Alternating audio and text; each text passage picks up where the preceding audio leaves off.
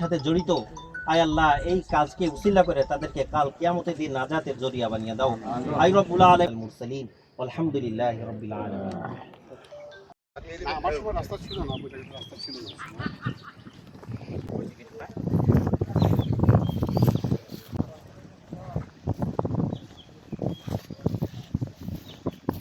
আজকে প্রকল্প উদ্বোধন হয়েছে একটি মসজিদ এবং একটি কবরস্থান, যে কবরস্থান গণকবরস্থান, যাহা এখানে 3টা আবাসন আছে, একটি গুচ্ছগ্রাম আছে।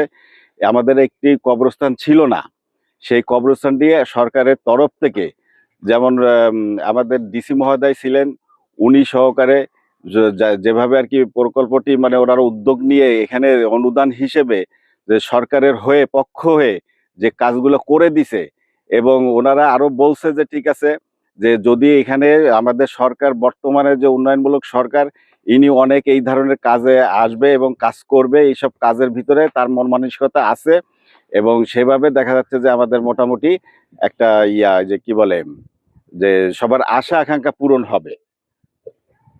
আসলে আমাদের ভবিষ্যৎ চাওয়া অনেক কিছুই আছে, তবে আজকে যেই বিষয়টা আর কি আমাদের এই যে এই প্রকল্পর যিনি আর কি প্রধান মোহাম্মদ মাহফুজুর রহমান সাহেব এবং যে নির্বাহী আছে সাজিয়া শাহানাজ তমা, এনারা সার্বিকভাবে যেভাবে সহযোগিতা করে আজকে এই প্রকল্পটাকে যে পর্যায়ে নিয়ে আসছে, হয়তো ভবিষ্যতে এই প্রকল্পটা আরো উন্নত হবে এবং আরো বড় হবে। এর সাথে যুক্ত আছে যেমন একটা বৃদ্ধাশ্রম আমাদের অত্র এলাকার ভিতরে, এমন এমন বৃদ্ধারা আছে যারা দেখা যাচ্ছে যে ছেলে সন্তানটা দেখে না এবং দেখা যায় অবহেলিত ভাবে রয়েছে, অটিজম গুলো আছে।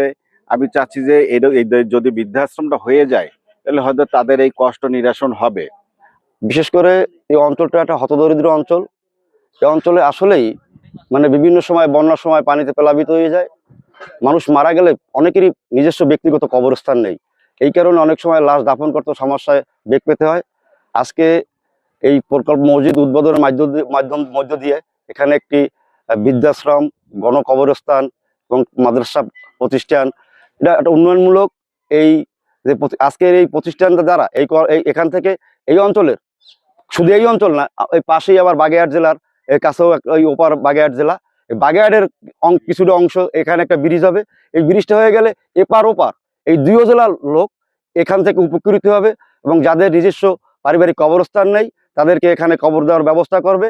এবং এখানে বৃদ্ধাশ্রম, সেই বৃদ্ধাশ্রমটা হলে এখানে অনেক অসহায় লোক আছে, অনেক বৃদ্ধা রয়েছে যে পারিবারিক অসচ্ছলতার কারণে অনেক মুরব্বীর প্রতি অনেকের সন্তানরা তাদেরকে গুরুত্ব দেয় না, খেয়াল রাখে না। কিন্তু যদি বৃদ্ধাশ্রম হয় তাহলে সেখানে বৃদ্ধারাও এখান থেকে উপকৃত হবে।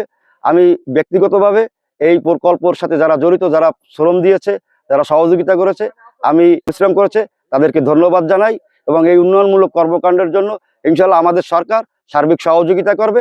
আগামী দিনের এই